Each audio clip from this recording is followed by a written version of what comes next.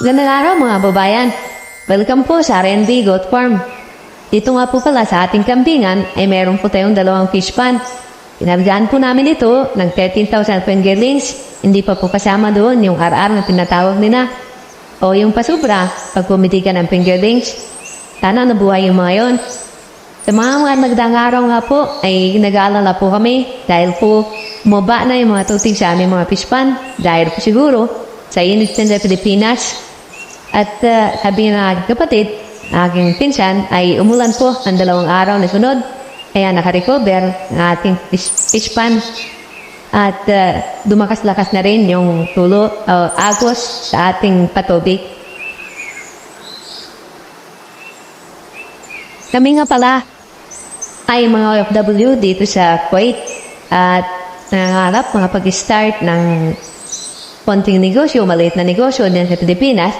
At meron naman kami mga kamag-anak na pwedeng mapagkatiwalaan para ma-start yung mga bagay na gusto namin gawin kahit malayo kami. Sinubukan lang namin, baka sakali, kaya sinubukan namin ang pagpa-farm ng kambing at pagpapalisdaan ng tilapia.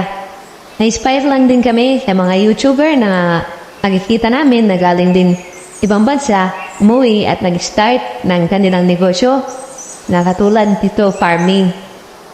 At pagbalik nila, meron din silang mga katiwala at namamahala sa kanilang iniwang mga negosyo sa Pilipinas. At sinusubukan namin, baka sakali, mapalago ang ating maliit na farm na sinisimulan hanggat nandito pa tayo sa malayo at kaya natin bumili ng pagkain para sa ating mga alaga. Habang nagsisimula ay mas maganda kung meron tayong mapagkakatiwalaang pamilya na may iwan din sa Pilipinas at meron tayong konting lupa, maliit na lupa na pwedeng paglagyan sa ating mga pangarap o na farm na katulad nito, fish pan o kaya sa kambing.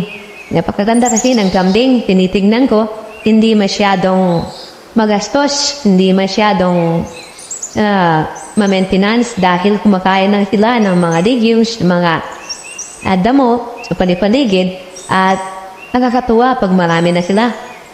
Kaya kabayan, kung mahilig ka din sa pagka-farm, sundan mo po kami dito sa aming page at sabay-sabay tayong matuto at mangarap sa pagka-farm ng tilapia at kambing. Hanggang sa muli, paalam!